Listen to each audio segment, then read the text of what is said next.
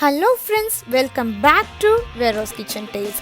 இந்த குவாரண்டைன் டைமில் பெரும்பாலும் நம்ம மிஸ் பண்ணாமல் செலிப்ரேட் பண்ணுறது குழந்தைங்களோட பர்த்டேஸ். ஸோ இந்த மாதிரி கிட்ஸ் பர்த்டேக்கு நம்ம க்ளோஸ்டு ஃபேமிலி இன்வைட் பண்ணுறதா இருக்கட்டும், ஃபேமிலி கெட் டுகெதராக இருக்கட்டும், இந்த டிஷ் பண்ணிங்கன்னா அம்மாடி அப்படின்னு எல்லோரும் வாயடிச்சு போயிடுவாங்கங்க. அது என்னென்னா ஸ்டஃப்டு சீஸி மஷ்ரூம். வாங்க எப்படி செய்கிறதுன்னு பார்க்கலாமா? இதுக்கு நான் மஷ்ரூமை ஒரு 8லேருந்து 10 மஷ்ரூம், பட்டன் மஷ்ரூம் எடுத்திருக்கேன். இதோட காம்பை ஒரு ரொட்டேட் பண்ணிங்கன்னா வெளியே வந்துடும். ஸோ எல்லாமே ரிமூவ் பண்ணி வைக்கிறேன். இதுக்கப்புறம் ஒரு சின்ன ஸ்பூனில் உள்ள திங்ஸை நம்ம எடுக்க போகிறோம். ஆனால் இதை எதையுமே கீழே போடாதீங்க. நம்ம எல்லாமே ஸ்டஃபிங்க்கு யூஸ் பண்ண போகிறோம்.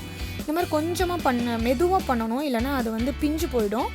ஏன்னா மஷ்ரூம் ரொம்ப டெலிகேட்டான ஒரு வெஜிடபிள். ஸோ ஹேண்டில் ரொம்ப ஸ்மூத்தாக பண்ணணும். இந்த மாதிரி ஒரு கப் ரெடி பண்ணியிருக்கோம். இதில் தான் நம்ம என்ன பண்ண போகிறோம், ஸ்டஃப் பண்ண போகிறோம். ஸோ இந்த மாதிரி எல்லா மஷ்ரூமையும் நான் உள்ளே இருக்கிற காம்பையும் உள்ளே இருக்கிற திங்ஸையும் எடுத்து வச்சுருக்கேன். ப்ளஸ் காம்பை பொடி பொடியாக நறுக்கி வச்சுருக்கேன். பாருங்கள், இந்த மாதிரி எல்லா கப்ஸும் நம்ம ரெடி பண்ணி வச்சுருக்கோம். இப்போ ஸ்டஃபிங் பண்ண போகிறோம். அதுக்கு அடுப்பில் ஒரு பேனில் ஒரே ஒரு டேபிள் ஸ்பூன் எண்ணெய் போதும். ஏன்னா மஷ்ரூமுக்கு நிறையா எண்ணெய் சேர்த்தோன்னா அது ஒரு மாதிரி சோகி ஆகிடும். 1 டேபிள் ஸ்பூன் சீரகம் சேர்த்துருக்கேன். இது கொஞ்சம் படபடன்னு வெடிச்சிட்டு கொஞ்சம் வதங்கட்டும். அதுக்கப்புறம் ஒரு பெரிய வெங்காயத்தை நான் கட் பண்ணியிருக்கேன். பொடி பொடியாக நறுக்கிக்கோங்க. அப்போ தான் இந்த ஸ்டஃபிங் பண்ணுறதுக்கு கொஞ்சம் ஈஸியாக இருக்கும். பெரிய பெரிய பீஸா கட் பண்ணிங்கன்னா ஸ்டஃப் பண்ணுறது கஷ்டமாக இருக்கும். ஏன்னா மஷ்ரூம் கப்ஸ் சின்னதாக இருக்குது இல்லையா, அதனால். ஸோ உப்பு போடுறேன். நல்லா வதங்கிடுச்சு. இப்போ ஒரு டேபிள் ஸ்பூன் இஞ்சி பூண்டு விழுது போட்டிருக்கேன். ஏன்னா மேக்ஸிமம் இந்த ரெசிபி பார்த்திங்கன்னா கிட்ஸுக்கு நம்ம கொடுக்க போகிற ரெசிபி. அதனால் மசாலா எதுவும் பெருசாக ஆட் பண்ணுறதில்ல. ஒரு சின்ன தக்காளியை உள்ள ஃப்ளஷை எடுத்துகிட்டு மீதியை கட் பண்ணி பொடி பொடியாக போட்டிருக்கேன். தக்காளியோட உள்பகுதியை நம்ம யூஸ் பண்ண போகிறதில்ல இந்த ரெசிபிக்கு. விதை பகுதியை எடுத்துட்டு வெளியில் இருக்க சுற்றி இருக்க பகுதியை மட்டும் தான் ஆட் பண்ணியிருக்கோம். அப்புறம் மஞ்சள் தூள், மிளகாய் தூள் உங்களோட டேஸ்ட்டுக்கு ஏற்ற மாதிரி ஆட் பண்ணிக்கோங்க. ஜஸ்ட் நான் ஒரு சின்ன டேபிள் ஸ்பூனுக்கு தான் நான் ஆட் பண்ணியிருக்கேன்.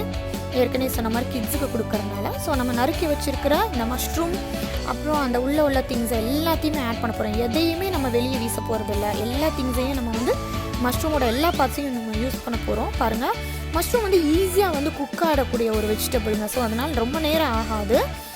பாருங்கள், நல்லா வதங்கிடுச்சு. தண்ணி எதுவுமே ஆட் பண்ணாதீங்க. தண்ணி ஆட் பண்ணிங்கன்னா கிரேவி மாதிரி ஆகிடும். கொத்தமல்லி தழை கொஞ்சம் ஆட் பண்ணிவிட்டு இப்போ பார்த்தீங்கன்னா இது உதிரி உதிரியாக இருக்குது. இதை நல்லா பைண்ட் பண்ணணும். அதுக்கு நம்ம என்ன யூஸ் பண்ண போகிறோன்னா சீஸ் ஆட் பண்ண போகிறோம். நீங்கள் எந்த விதமான சீஸும் ஆட் பண்ணிக்கலாம். மொசரில்லா இல்லை செடார், என்ன சீஸ் வேணால் ஆட் பண்ணலாம். நான் சும்மா சாதாரண சீஸ் தான் இன்றைக்கி ஆட் பண்ணுறேன். உங்களுக்கு தேவை எவ்வளோ வேணுமோ அந்த அளவுக்கு நீங்கள் சீஸ் இதில் ஆட் பண்ணிக்கலாம். நான் ஆட் பண்ணிவிட்டு அதை நல்ல ஒரு மிக்ஸ் கொடுக்குறேன். அப்போ தான் அது ஒரு நல்ல பைண்டிங் ஆகும். அப்படியே ஒரு கெட்டியாக வரும். ஸோ பாருங்கள், இந்த மாதிரி மசிச்சு விட்டிங்கன்னா அப்படி நல்ல ஒரு கெட்டியாக வந்துடும். இப்போ நான் கரண்டியில் எடுத்து காட்டினா உங்களுக்கு தெரியும். பாருங்கள், இந்த மாதிரி கெட்டியாக ஆகிடுச்சு. ஸோ ஸ்டவ் ஆஃப் பண்ணிக்கோங்க. நம்மளோட ஸ்டஃபிங் ரெடியாக இருக்குது. இப்போ ஒரு மஷ்ரூம் கப்பை எடுத்துகிட்டு ஒரு சின்ன ஸ்பூன் வச்சு நம்ம அதில் என்ன பண்ண போகிறோன்னா இந்த ஸ்டஃபிங்கை நல்லா ஜென்டிலாக அமுத்தி விட்டு ஃபில் பண்ண போகிறோம். பாருங்கள் நான் எப்படி ஃபில் பண்ணுறேன்னு. ஸோ எல்லா மஷ்ரூமையும் நம்ம இந்த மாதிரி ஸ்டஃப் பண்ணி ரெடியாக வைக்க போகிறோம்.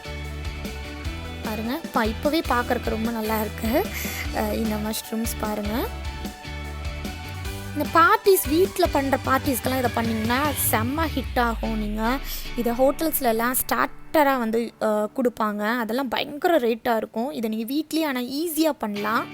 இப்போ ஒரு பேனில் ஒரு டேபிள் ஸ்பூன் தான் யூஸ் பண்ண போகிறோம். எகைன் ஆயில் ரொம்ப லிட்டிலாக தான் யூஸ் பண்ண போகிறோம்.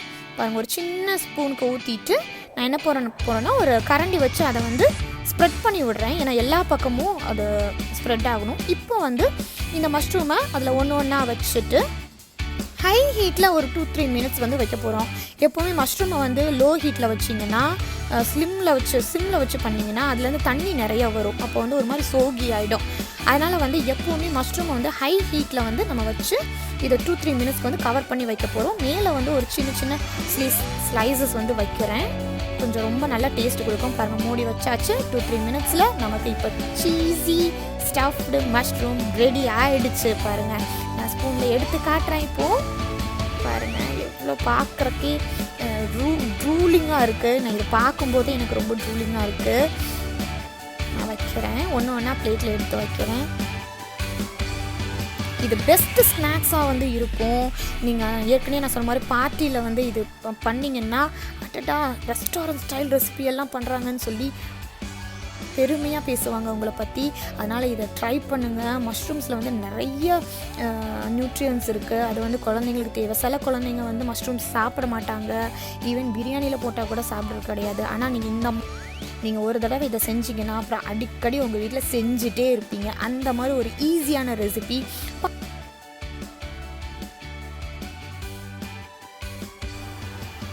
ஹலோ ஃப்ரெண்ட்ஸ், தேங்க்ஸ் ஃபார் வாட்சிங் வெரோஸ் கிச்சன் டேல்ஸ்.